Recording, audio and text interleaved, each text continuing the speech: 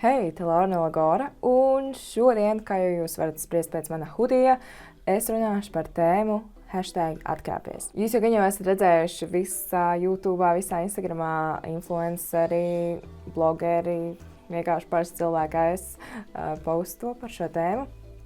Un es arī vēlējos palīties ar savu pieredzi nedaudz. Šī kampaņa ir domāta priekš tā, lai mēs visi izvairītos no tā, ka mūs apkrāpj darba devējs. Lai tas nenotiktu, lai no tā izvairītos, ir vairāki soļi, kas būtu jāievēro.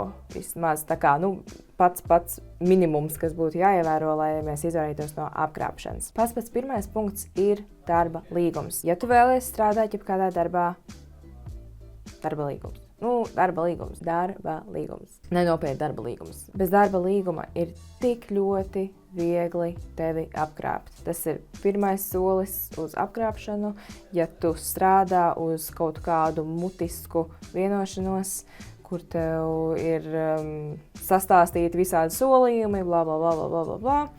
Un beigās nekas netiek izpildīts. Nākamais punkts ir algas saņemšana aploksnē. Nē. Lūdzu, nekad nepiekrīt saņemt algu aploksnē. Man pašai ar šo ir ļoti slikta pieredze. Es arī tiku apkrāpta šādā veidā. Un, principā, tas ir gan daļa pirmā punkta, jo man nebija līgums, daļa otrā punkta, jo algu saņēmu aploksnē, bet par to es vēlāk pastāstīšu. Ja tu izvēlies algu saņemt aploksnē, darba devējiem ir tik ļoti viegli mainīt visu laiku to summu, ko viņš tev dod. Cik grib viņš tev, tik arī maksās. Nevis tik, cik tev apsolīja, tik, cik viņš vēlās. Nākamais solis ir, ja tu strādā jebkādā darbā, darba devējam ir pienākums tevi apmācīt. Iedomājieties, kā būtu manā gadījumā, ja mans darba devējs nebūtu mani apmācījis. Es šobrīd strādāju par stjuarti, un bez sava darba devēja apmācībām, es neko man šķiet nespētu izdarīt, izņemot ieliet kafijas un tējas. Manā profesijā tas ir ļoti svarīgi būt apmācītam, jo mēs esam tā kā multipurpose cilvēki. Mēs esam medmāsiņas, glābējas, auklītes. Mēs esam visas vienā. Tas ir tevis paša labā, ka darba devējs tevi apmāca. Tava dzīvība ir uz tā. No manas pieredzes ar darba devējiem un krāpšanos ir bijušas divas situācijas. Vienā es tā kā netiku apkrāpta, bet varēju būt apkrāpta, un otrā situācijā es reāli tiku apkrāpta. Pirmā situācija bija tad, kad man bija 15 gadi. Es nolēmu, ka es vēlos pastrādāt pa vasaru, kā jau lielākā daļa jauniešu, un caur draudzeni kaut kā man tur tika sarunāts darbiņš pārdot saldējumu.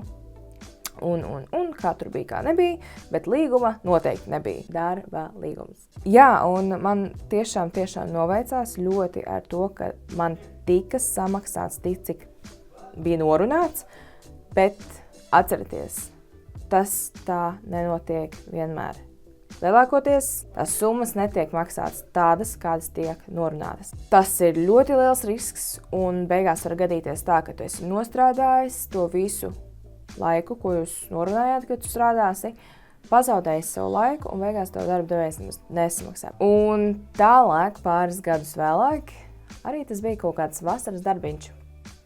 Man šķiet, man bija kaut kādi 17, 18, 19 gadi, kaut kur tajā posmā. Un tā kā man visu mūžu ir bijis šis nebeidzamais sapnis par aktiermeistarību, es biju pieteikusies uz māsu skatu aktieriem. Protams, nekāda līguma, viss ir tikai mutiski, tur norunāts, cik tur maksās, cik tur nemaksās, kas būs, kas nebūs. Es visu dienu nostrādāju tajos māsu skatu aktieros, kas patiesībā nav tas vieglākais darbs. Dienas sākumā jau mēs pamanām, kādi tur mums tie kolēģi tajos māsu skatu aktieros ir. Kā tur bija, kā nebija, bet dienas beigās, tad, kad mums maksāja par padarīto darbu, bija pāris cilvēki, kuri sāka darbu dienu tieši ar maniem kopā. Un mēs bijām visās tajās pašās scēnās, pilnīgi viss identiski tā, kā man bija. Un tā sanāca, ka man tā kā es biju jauna meitene, skolniece, man tika samaksāts daudz mazāk nekā sievietei, kura bija jau pieaugusi. Es biju ļoti sašutusi par to tajā brīdī, bet tajā laikā man nebija tā dūša kaut kā runāt kaut ko pretī. Naudiskā ziņā es tiku apkrāpta, mentāli es jutos ļoti sagrauta, jo man likās, ka es esmu pelnījusi to pašu samaksu kā citi, jo es strādāju tikpat smagi kā citi aktieri. Manuprāt, tas nebija godīgi tikt apkrāptam. Tāpēc, jā, īsumā, ja tu vēlies uzsākt strādāt vasarā, lūdzu, pieprasi līgumu, kā arī pieprasi, lai tev alga netiktu maksāta aploksnē. Es ceru, ka šis nebija pa nopietnu priekš jums visiem, jo, par to ir jārunā, un es ceru, ka jūs arī atbalstat to, un ka jūs arī ieklausāties tajā, ko es un mani pārējie kolēģi cenšas jums pastāstīt par šo tēmu.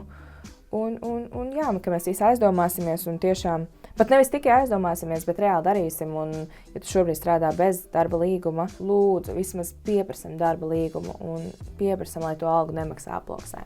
Jā, tas arī būs viss šim video. Ja tu man vēl nesako Instagramā, lūdzu piesako, jo tur es rīkoju konkursu. Konkursā ir iespēja uzvarēt šo te hudiju ar #atkrāpies kampaņu, kurš ir nenormāli ērts, kodvārds. Šis te man ir šobrīd mīļākais hudijs, un es cerams uzzināšu, kur tie tika ražoti, jo viņi ir vienkārši tik ideāli. Tāpēc dodies uz manu Instagram, lai uzzinātu vairāk informāciju.